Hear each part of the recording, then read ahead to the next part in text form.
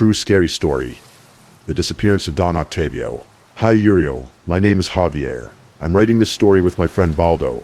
We grew up in a very small community in the northern mountains of Puebla called Pizalapa, Tla Puebla, where in fact there is only one transport per day to get there. More than a paranormal story, it's an event that still leaves us thinking to this day. This doesn't happen to us. We did, but there was a gentleman from the village, whose name I won't mention out of respect for him and his family, whom I will change. The name was changed out of respect for his family. This story dates back to the end of the 2022, when an elderly gentleman, whom we will call Don Octavio, he disappeared. That man was very well known in the town. He was characterized by his humor, plus the fact that he was a bit of a drunk, meant that most people liked him. He always managed to save himself with a smile. He lived on top of a hill, which just so happens to be 2 minutes from the cemetery of the community. In our case, whenever we saw him, we would shout, "Don Octavio," and he always responded with his strange but funny phrase, "Kill chicken before they throw me out whole." I know it's a nonsensical phrase, but that's what I wanted to say. It was characteristic. Well, one rainy afternoon in the community, Don Octavio went out, according to the neighbors, go buy some beers, to pass the time. The usual thing on a day like this, except the nearest store was 15 minutes away, because the road was always muddy. But he never made it to the store, neither that one, nor any other, in the village. Her last sighting was while walking near the cemetery. He seemed a bit worried about the rain. From then on, no one heard from him, or at least his whereabouts. That night passed, and his family, alarmed, asked for help to go out and look for him, since they thought he had gotten drunk in some shop, and could be outside like the other drunks. But no, he simply couldn't. She was there. The search continued in the following days. Police arrived, and even National Guard, and this was very strange, because in this community, being very remote, security personnel don't usually come. Municipal authorities, much less the guards, were involved. This alerted the community, and everyone joined in the search. Most of the community is covered in forest, coffee plantations, or pasture land, so they didn't rule out that his drunkenness was the cause. He might have gone up and had an accident or something, but nobody found anything. They searched everywhere, in every Recabeco, and no. They also searched the town's river, which used to swell after rain. That river has some pretty paranormal stories and events.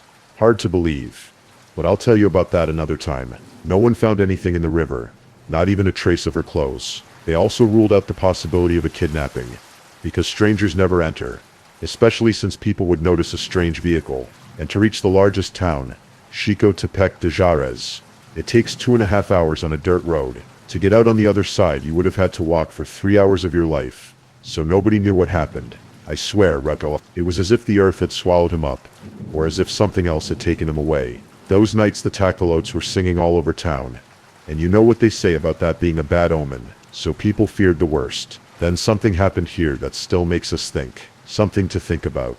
My friend Baldo's great-grandmother told us about a bird with a red beak, elongated figure, that was responsible for making people disappear, who he saw wandering at night in the rain. She told us it was to scare us for always being out at night. According to her, that bird turned into a kind of a giant birdman, who could carry people away flying. Obviously we didn't believe him, and amidst the laughter, we told him, "Watch out," and that bird took Don Octavio away. That day everything was normal, until at night, around 2 hours 30 minutes in the morning, my friends and I went down. After we finished playing football, we saw something through the fog, right between the near the church bell tower, which is also very close to Don Octavio del Pantone's house. We saw a large man, dressed entirely in black. He moved as if he were soaked in water, shaking his body with clumsy, strange movements, as if he were exhausted. It had rained that afternoon, but what struck us as odd was that we didn't know that person. When he saw that we were looking at him, he stood still, and then decided to climb down from the bell tower very quickly, almost running. Out of instinct and distrust, we decided to run away, until, as we approached the cemetery, I swear, community, we clearly heard something very, very loud fall from a tree, heavy. We all looked up, and there he was. That bird we had recently heard about. Its plumage was a deep black, which was barely visible, thanks to the dim light from a lamppost, and that damned red peak from which we fed. They had warned me, I swear it doesn't resemble any real bird. It just looked at us and started flapping its wings. But it did it exactly the same way. Then the person we had seen in the church bell tower. The same tired-looking movement. I was in shock. And so was Baldo. Our other friends knew the story, and were also terrified. Then, amidst that paralysis, we heard something else. A whisper. A voice that I swear to you, community, was not human at all. But it told us, you gossips, stop being such busybodies. That old man deserved it. Upon hearing that, the sheer adrenaline and fear snapped us out of our paralysis. We all took off running. Each one of them headed home, while we watched the bird fly over the pasture, straight towards the hill, where it used to long live. Don Octavio, may he rest in peace. To this day we have found no explanation between the event of his disappearance and our encounter with that birdman. We don't live there anymore.